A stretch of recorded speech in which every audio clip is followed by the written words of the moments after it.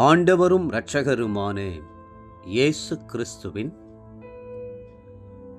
ஈடு இணையற்ற நாமத்தில் அன்றன்றுள்ளப்பம் வாசகர்களுக்கு எங்கள் அன்பின் வாழ்த்துக்கள். 2025 ஆண்டு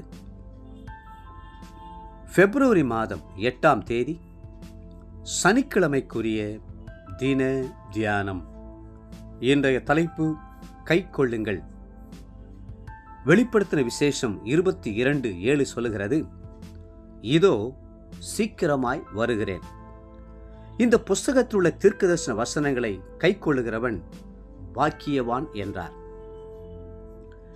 D.L. மூடி என்ற பக்தன் வேதத்தை மிகவும் நேசித்து கைக்கொண்டவர். அவர் வாழ்க்கையெல்லாம் பாக்கியமாயிருந்தது. அவர் தன் வேத புத்தகத்தில் கீழ்கண்டவாறு எழுதியிருந்தார். இந்த வேத புத்தகம் முழுவதும் கர்த்தருடைய வார்த்தைகளாகும். இதில் மனிதனுடைய நிர்பாக்கியமான நிலைமையும், கிறிஸ்துவை ஏற்றுக்கொண்டு பாவ மன்னிப்பையும், ரட்சிப்பின் சந்தோஷத்தையும் பெறுகிற வழிமுறையும் எழுதப்பட்டிருக்கிறது. கர்த்தருடைய வார்த்தைக்கு செவிகொடாதவர்களுக்கு வரும் அழிவையும் தண்டனையும் இது தெரிவிக்கிறது. அதே நேரம் விசுவாசிகளுக்கு கிடைக்கும் பாக்கியமான ஆசீர்வாதங்களையும் வெளிப்படுத்துகின்றன. இதிலுள்ள வசனங்கள் பரிசுத்தமும், சம்பவங்கள் உண்மையும், கட்டளைகள் முக்கியமானதாயும், வார்த்தைகள் அதிகாரப்பூர்வமாயும் இருக்கின்றன. ஒருவன் ஞானமடைய விரும்பினால் இதை வாசிக்க கடவன். பாதுகாக்கப்பட விரும்பினால் இதை விசுவாசிக்க கடவன். பரிசுத்தத்தின் மேல் பரிசுத்தமடைய விரும்பினால் இதை அபியாசிக்க கடவன். இந்த வேத புத்தகமே உங்கள் பாதைக்கு வெளிச்சமும், உங்கள் ஆத்துமாவுக்கு உணவும், உங்களை உற்சாகப்படுத்தும் மருந்தாகவும் விளங்கட்டும். இது வழிப்போக்கனுக்கு வரைபடமாகவும், பிரயாணிக்கு சார்ந்து கொள்ளக்கூடிய ஊன்றுகோலாகவும், கப்பல் ஓட்டிக்கு திசை காட்டும் காந்த ஊசியாகவும், வீரனுக்கு வாளாகவும், கிறிஸ்தவனுக்கு எல்லாவற்றுக்கும் எல்லாமாகவும் இருக்கிறது. இதில் தேவனோடு உள்ள ஐக்கியம் சீர்படவும், பரலோகத்துக்கு வழி திறக்கவும் ஆலோசனைகள் கூறப்பட்டுள்ளன. கிறிஸ்துவே எல்லாவற்றுக்கும் மூலைக்கல்லாகவும், தலைக்கல்லாகவும், முன்மாதிரியாகவும், மகிமையானவராகவும் காட்சியளிக்கிறார். ஆகவே வேதத்தை தாகத்தோடு வாசியுங்கள், ஜெபத்தோடு தியானியுங்கள்.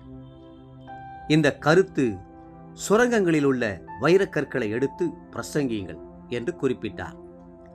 எத்தனை உண்மையான வார்த்தைகள்! ஆம், கர்த்தர் மனுக்குலத்துக்கு 3 பெரிய ஈவுகளை கொடுத்தார். முதல் ஈவு பரிசுத்த வேதாகமம், 2வது ஈவு இயேசு கிறிஸ்துவானவர், 3வது ஈவு பரிசுத்த ஆவியானவர்.